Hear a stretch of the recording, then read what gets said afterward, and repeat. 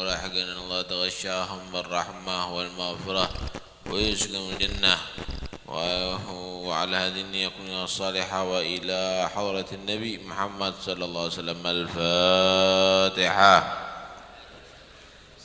الرحمن الرحيم مالك يوم الدين إياك نعبد وإياك نستعين الصراط المستقيم صراط الذين أنعمت عليهم غير المغضوب عليهم ولا الضالين آمين.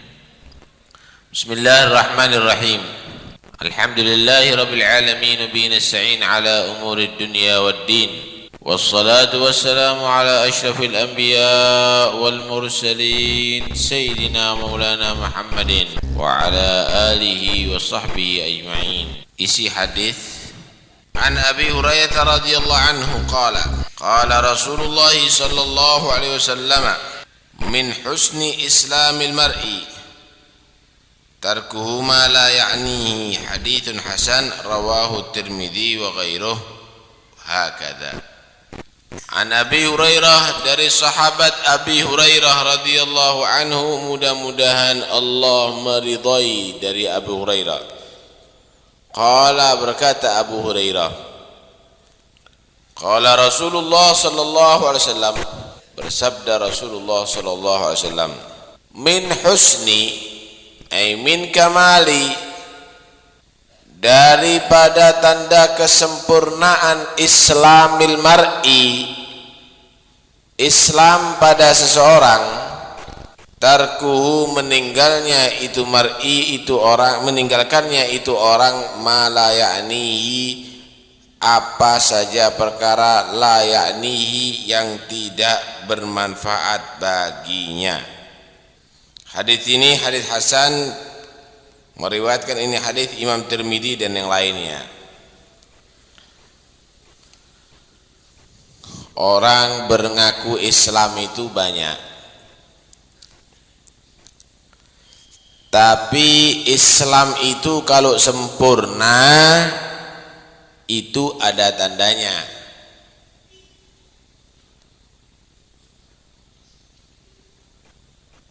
Tanda kesempurnaan Islam yaitu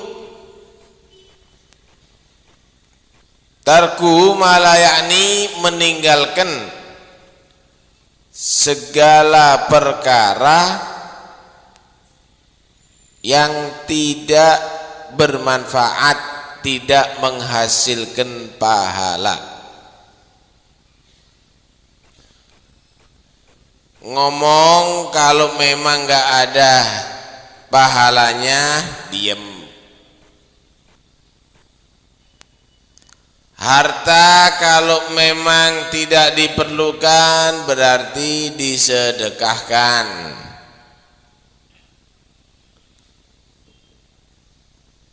Makanan yang lebih berarti diberikan kepada orang yang membutuhkan, dan seterusnya.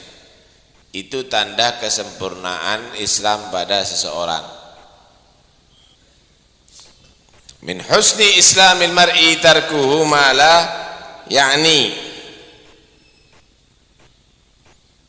Mafhumnya, min qabihi al-islam akhdhuhu fi ma la ya'ni. Tanda bahwa Islam seseorang itu enggak kuat, enggak sempurna, kalau memang senang dengan urusan-urusan yang enggak ada hasilnya.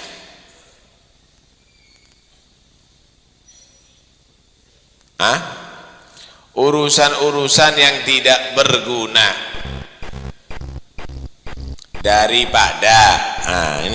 Daripada main karambol, kan lebih baik baca Quran. Orang kalau Islamnya sempurna nggak mau membuang waktunya untuk main karambol.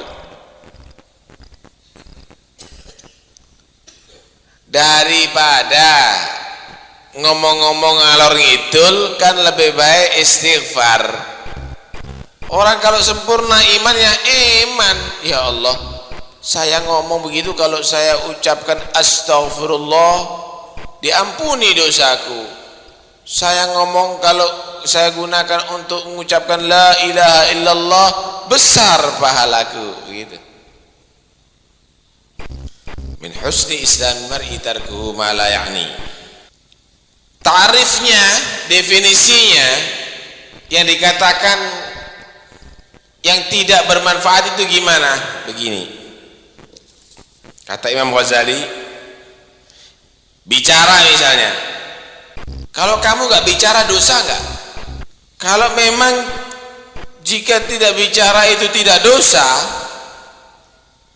tidak berbahaya, ya berarti lebih baik diem atau digunakan untuk berzikir kepada Allah Subhanahu wa ta'ala. Akhirnya kesimpulannya, jangan kamu menulis satu huruf pun kecuali dalam tulisan kamu mendapatkan pahala, gitu. Jangan kamu berucap dengan satu kata pun kecuali dalam kata-kata kamu bisa membuat kamu bahagia di akhirat. Jangan kamu melangkahkan kaki satu langkah pun kecuali langkah kamu tadi itu mendapatkan ridho Allah. Jangan kamu bergerak kecuali malaikat mencatat kebaikan kamu. Orang Islam itu dalam gerak-geriknya, dalam ucapannya, semuanya untuk mencari pahala. Itu sempurna. Kalau ngomong dipikir, antuk ganjaran enggak? Gitu. Kalau mau pergi, antuk ganjaran enggak? Kalau nulis, antuk ganjaran enggak? Begitu. Baru sempurna. Kenapa banyak ngomong itu bilang mangkatsura kalamu katsura saktuh. Siapa orang yang banyak ngomongnya jelas banyak salah, jelas ngeracu, jelas banyak nyimpangnya.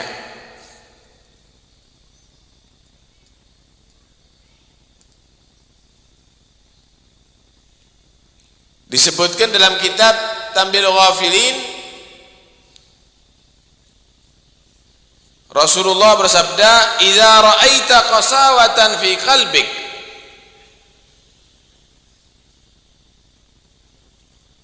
wa wahnan fi badanik wa hirmanan fi rizqik fa'lam bi annaka takallamta bima la ya'nik."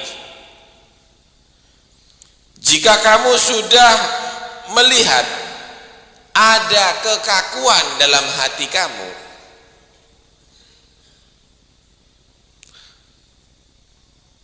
dan ada kemalasan dalam anggota badan kamu, dan rizki kamu mulai macet, pasti sebabnya karena kamu ngomong yang gak berguna. Orang kalau ngomongannya nggak berguna, rezekinya kacau. Itu biasanya orang yang gedabrus, itu penganggur, itu kerjaannya. Kemudian males dalam bekerja. Orang kalau banyak diemnya, insya Allah giat dalam pekerjaannya. Pikirannya itu jalan. Orang kalau kaku hatinya, itu biasanya banyak bicaranya. Dalam riwayat yang lain Rasulullah bersabda, "Aktsarun nasi dunuban, aktsaruhum kalaman fi ma la ya'ni." Manusia yang paling banyak dosanya itu yang paling banyak ngomong tapi tidak manfaat omongannya.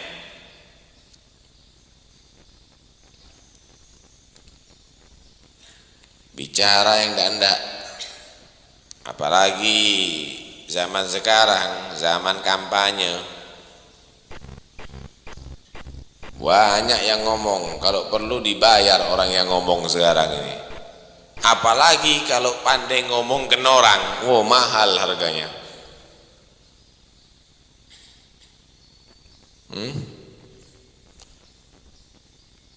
Orang kalau sempurna Islamnya berarti dia akan meninggalkan segala urusan yang tidak menghasilkan pahala. Pernah Rasulullah sallallahu alaihi wasallam menawarkan sesuatu kepada Abu Dzar. Nabi menawarkan begini, "Ala u'allimuka bi'amalin khafifin 'al lisan, thaqilin fil mizan?" Abu Dzar, mau enggak kamu aku ajarkan kepada kamu amalan ringan, ada di mulut, tapi berat timbangannya di hari kiamat. Fakultu bala ya Rasulullah, mau ya Rasul, apa itu? Ini kan ringan di mulut tapi berat nilainya, bobotnya nanti di hari kiamat. Faqala as-samtu wa husnul khuluq wa tarku ma la ya'nika. 3, pertama banyak diem.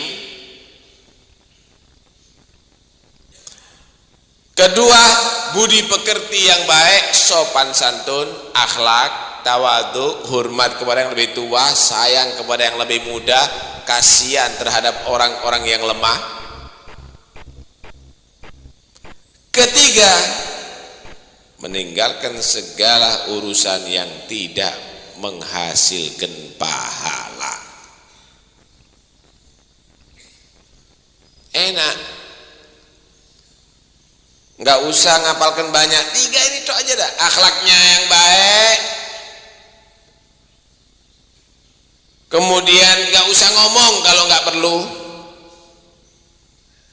kemudian cari pahala yang banyak, kalau nggak usah gerak dah.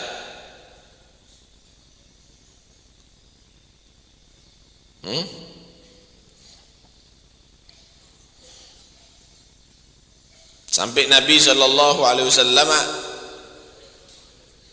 bersabda, "Man kana yu'minu billahi wal yaumil akhir falyaqul khairan aw liyasmut." Siapa orang yang sempurna imannya terhadap Allah dan hari kiamat, maka hendaknya dia ngomongnya baik atau diem supaya enggak nyebar fitnah.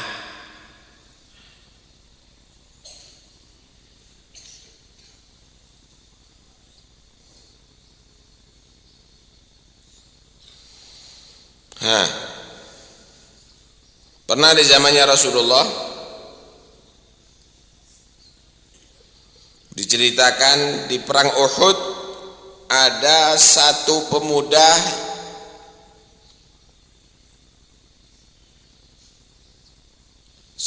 pemuda ini terkenal banyak ibadah.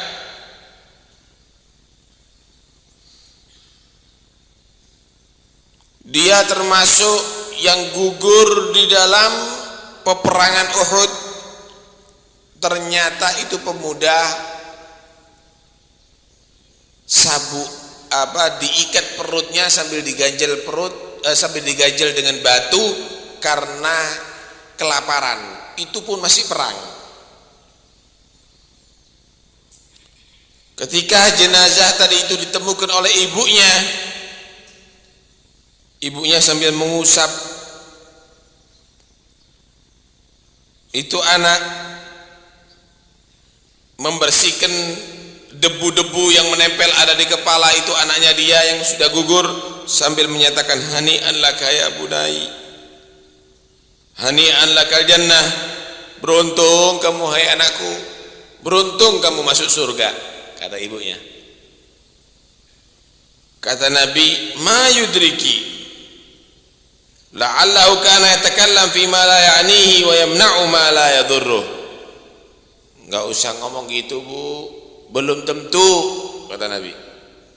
Dari mana Anda tahu bahwa dia masuk surga, Bu? Yang saya khawatirkan amalnya udah bagus, matinya udah bagus, cuma yang saya khawatirkan ngomong enggak mikir. Rupanya yang mati ini banyak ngomong. Dia banyak ngomong enggak ngasilkan pahala, kalau diem tidak madarat, kecuali kalau diperlukan ngomong. Saya takutkan salah ngomong ini anak, akhirnya gagal masuk surga gara-gara banyak ngomongnya. Kalau diperlukan sih nggak apa-apa. Contoh untuk bekerja nggak apa-apa, ngomong seperlunya. Karena apa? Untuk mencari kebutuhan keluarga. Sayyidina Abu Bakar As-Siddiq radhiyallahu an, beliau itu selalu sangu batu kecil. Itu batu kecil ditaruh ada di mulutnya. Jadi seperti ngemut permen gitu kalau sampean itu. Diam aja, kalau diajak ngomong diambil dikit, diambil batunya, ngomong dikit, seperlunya dimasukkan lagi. Batu itu ada di mulutnya. Apa ini, kenapa? Apa itu Sayyidina Abu Bakar di mulut Anda? Kenapa Anda berbuat begitu? Kata Sayyidina Abu Bakar, hadzal ladzi awradanil mawarid. Ini yang membuat aku bisa terjerumus masuk neraka ya ini. Kenapa? Kalau ngegas terus mulut ini, ngeslong, nggak ada remnya, ngomongnya ngelantur, semua akan diomongkan nantinya. Coba kalau sampean ngomong, seneng ngomong begitu perempuan, menjurus ke omongan yang porno nantinya. Coba kalau sekarang ngomong politik, wes nabrak sana nabrak sini, jelekan sana jelekan sini nantinya. Kan lebih baik ambil tasbih kamu sholawat kepada Nabi, ambil tasbih kamu istighfar supaya diampuni dosa-dosa kamu. Enggak usah nabrak-nabrak dah. Begitu juga yang lainnya. Mau beli pakaian itu bisa menghasilkan pahala enggak? Beli pakaian, celana jin, sepatu, kemudian topiah koboi, dapat pahala enggak? Wah, ini bukan dapat pahala, ini bisa menuju ke tempat-tempat yang tidak diridhoi oleh Allah. Jangan dibeli. Oh, beli celana untuk dia bekerja, enggak apa-apa. Oh, beli sarung untuk sholat berjamaah, bagus. Kenapa? Anda membeli untuk nilai ibadah, ada perlunya berarti. Kalau enggak, jangan dibeli. Jadi hitung semuanya untuk menghasilkan pahala dari Allah Subhanahu wa ta'ala. Baru sempurna Islam kalau begitu.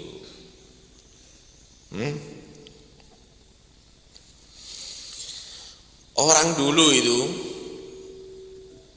kenapa sih berhasil? Kita lihat orang-orang dulu itu berhasil, padahal Islamnya dikit.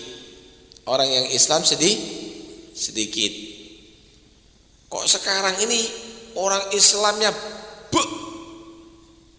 tapi kok banyak gak berhasil? Karena orang Islam dulu itu sedikit ngomong, banyak berbuat. Orang Islam sekarang ini banyak komentar, banyak ngomong, sedikit berbuat. Kalau komentar penuh koran. Kalau komentar, di TV ngecepret. Tapi perbuatan gak ada. Kalau dulu gak banyak ngomong, gak kedengeran ngomongnya, cuma perbuatannya yang banyak. Karena itu berhasil orang Islam dulu itu. Pinter-pinter orang Islam dulu itu. Sukses orang Islam dulu itu. Petani dulu banyak berhasil daripada sekarang. Kenapa? Petani dulu tuh ada penghematan, hemat biaya, hemat bicara, segalanya hemat. Berhasil. Petani sekarang kenapa kok banyak gak berhasil? boros, pupuknya masih utang, bibitnya masih utang, rokoknya ngepak setiap hari, boros. Kenapa? Mengeluarkan uang yang tidak bernilai, digunakan untuk sia-sia. Coba kalau duitnya itu yang dibuat beli rokok dikumpulkan, mungkin bisa dibuat bayar utangnya dia. Orang dulu itu mikir, Pak, ngadakan pengeluaran ini ada pahalanya enggak? Ada manfaatnya enggak? Ada nilainya enggak? Begitu. Karena itu sukses orang dulu itu, berhasil. Orang sekarang aja yang banyak gagal itu. Kenapa? Tidak bisa merampingkan, tidak bisa mengatur kehidupannya. Dulu itu, maaf ini, warung itu jarang. Orang sering makan ada di rumah. Istrinya udah masakan makanan yang lezat gak dimakan sekarang, seneng marung. Seneng marung. Tuku kopi sak gelas 3 jam gedabrus. Ngalor ngidul. Sak Pasuruan kurang sing dirasani, yang luar kota. Kadang-kadang sak Jawa Timur sing dirasani sing kurang, yang keluar provinsi, sampai luar pulau, sampai luar negeri dirasani. Pembuang waktu begitu itu. Mana ada ceritanya profesor lulusan warung itu, saudara. Orang dulu itu masuk warung karena dia musafir. Orang dulu itu masuk warung karena memang dia nggak ada waktu lagi makan. Setelah itu dia gunakan untuk yang lainnya, bukan dibuat untuk tempat musyawarah, diskusi. Sia-sia waktunya. Saya pernah mendapatkan orang mulai nom sampai tuwek, sampai wanan, sampai punya cucu penuh di warung tok sampai mati. Apa nilainya orang begitu? Ayo, kurangi itu semuanya. Kalau Anda bisa makan bersama keluarga, itu kan lebih bagus. Kumpul sama istrinya, sama anaknya, menikmati makanan yang dimasakkan oleh keluarganya, istrinya, nikmat kan? Uang yang dibuat untuk beli makanan itu dikumpulkan, dibuat modal, disedekahkan, kan afdal jadinya. Dulu jarang, sekarang gede-gede warungnya. Yang lebih mengherankan sekali, orang Islam marung di warungnya orang kafir. Padahal di situ jualan babi kadang-kadang. Tak delok ustaz sing marung. La ilaha illallah. Pilih-pilih dalam segala sesuatu itu. Jangan asal nikmatnya dulu. Baik apa enggak ya?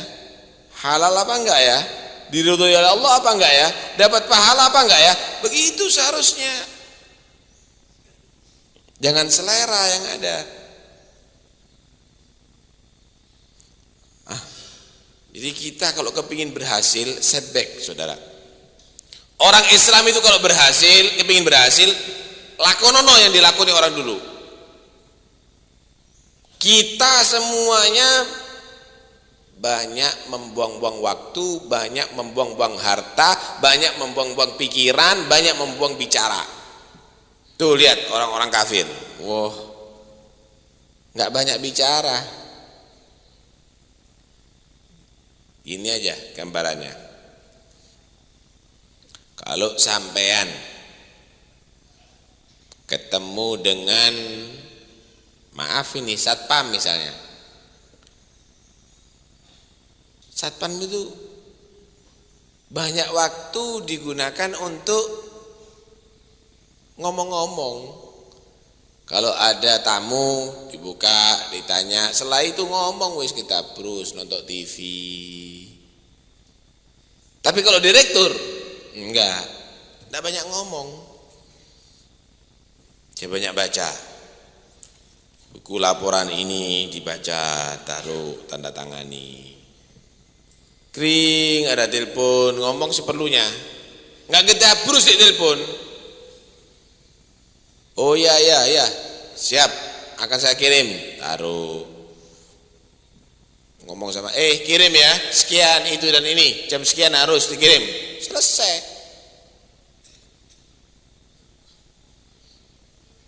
Kalau orang bawaan, tuku blewai udawa. Oh, iki ngene yo, dawa, setengah jam tawar menawar, gedabrus ngomong idul si cerita itu cerita ini, padahal urusannya blewa siji. Sia-sia waktunya. Karena itu orang kalau pandai menghargai waktu, dia banyak untung.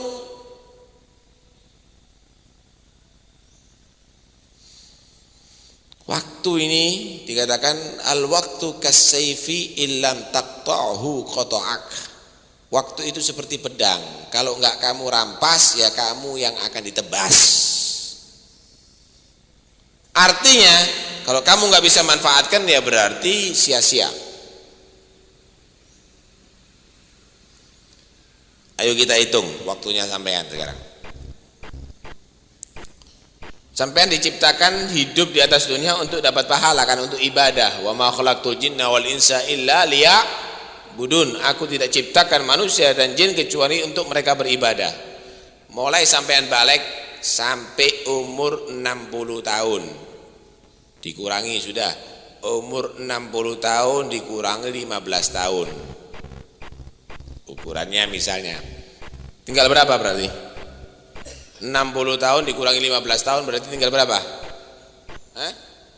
45 tahun ya. 45 tahun. 45 tahun digunakan untuk tidur normalnya 8 jam. 8 jam itu kalau dihitung setiap harinya 24 jam, kalau 8 jam berarti sepertiga. Berarti sepertiga. Yang 16 jam bangun, yang 8 jam tidur. Sepertiga umur sudah hilang. Sepertiga umur udah hilang. 45 tahun dibagi 3, sepertiganya dibuang, berapa? Tinggal berapa berarti?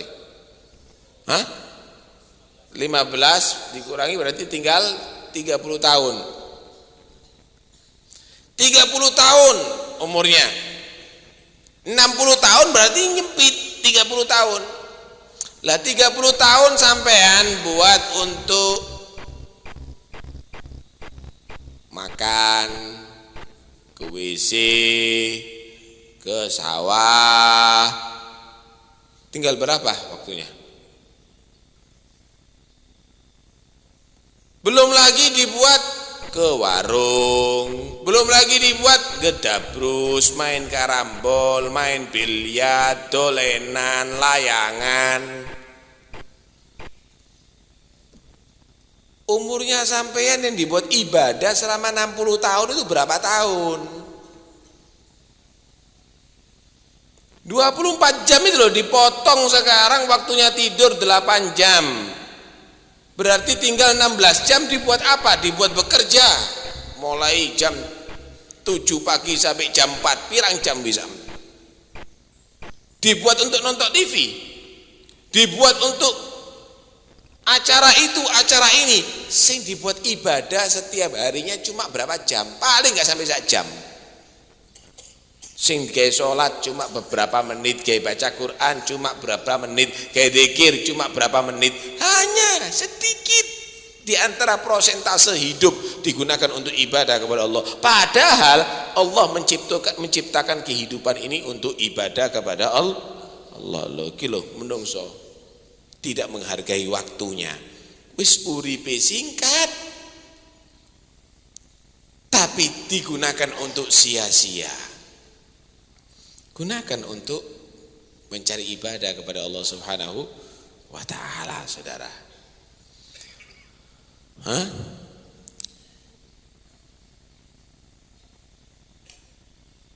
Orang dulu itu, mungkin saya sering ya kasih gambaran kepada sampean ini. Orang dulu itu, sampean lihat, walaupun mereka nggak belajar di universitas perekonomian, walaupun mereka tidak belajar ada di universitas pertanian, tapi sawahnya gede-gede orang dulu itu. Datuk kita dulu itu punya sawah puluhan hektar, tambaknya puluhan hektar, hasilnya itu besar-besar. Sekali panen bagus, panen bagus. Padahal nggak ono titele sama sekali. Kenapa? Ternyata bukan ilmu saja yang mereka miliki. Ilmu kalah sama orang sekarang, Pak. Tapi mereka itu pandai menghargai waktu, saudara. Pandai menghargai waktu. Kalau udah waktunya sholat duha, nggak mau urusan yang lainnya. Kalau udah waktunya pengajian, nggak mau urusan yang lainnya. Kalau udah waktunya baca Quran, nggak mau urusan yang lainnya. Kalau udah waktunya mengerjakan sawah, fokus sama sawah. Kalau udah waktunya pergi ke tambak, ada sampai iso digawe jam orang dulu itu. Jam sakmene pasti ditambak. Jam sakmene pasti ono di sawah. Jam sakmene pasti di masjid. Jam sakmene pasti di pengajian. Jam orang dulu itu sampai bisa dibuat jam. Barokah suki-suki. Sekarang pinter-pinter. Wah, lulusan universitas cuma nganggur kabeh. Kenapa? Nggak giat, nggak pandai menghargai waktu, saudara. Sia-sia.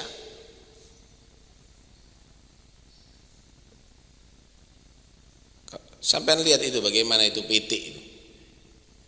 PT itu dikasih sama Allah Subhanahu wa ta'ala keistimewaan, gampang rezekinya lebih daripada binatang yang lainnya karena pinter ngatur waktu. PT itu rezekinya paling gampang. Kalau macan sik melayu-melayu tuh lek rezeki. Kalau mau mangsa itu melayu-melayu menggos-menggos. Tapi kalau PT eker-eker tok iku lho iso warak. Melaku eker-eker iso warak. Kadang-kadang bawa anaknya 8, yo warak kabeh anake. Yang jago juga begitu, bojone 20, yo gak tahu stres.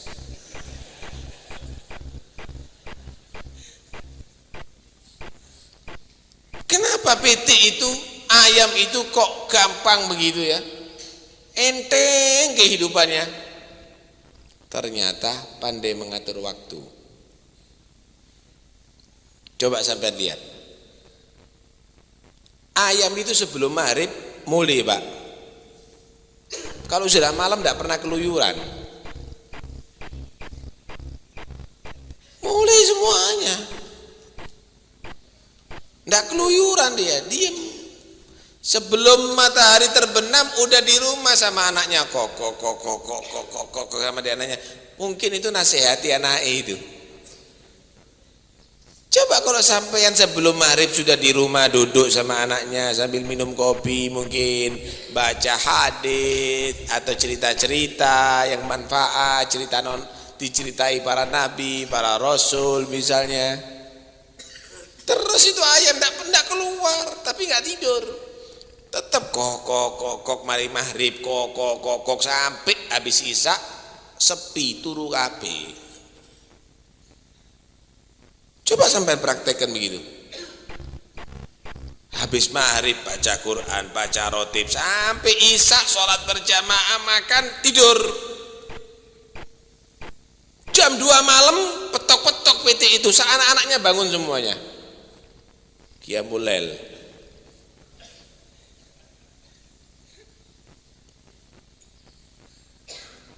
orang sungi. Kalau sudah habis sisa keluyuran jam 2 malam baru pulang. Piti tangi dia mulel, yang punya pitik kae turu. Masya Allah. Dia mulel, nggak tidur lagi sudah itu ayam, tapi nggak keluar rumah.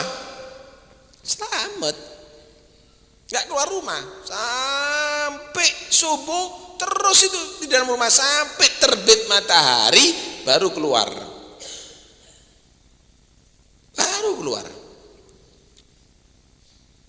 Begitu juga kalau Anda saat keluarga bangun malam misalnya, terus itu zikir sampai terbit matahari, sholat duha, keluar. Lancar rezekinya itu ayam.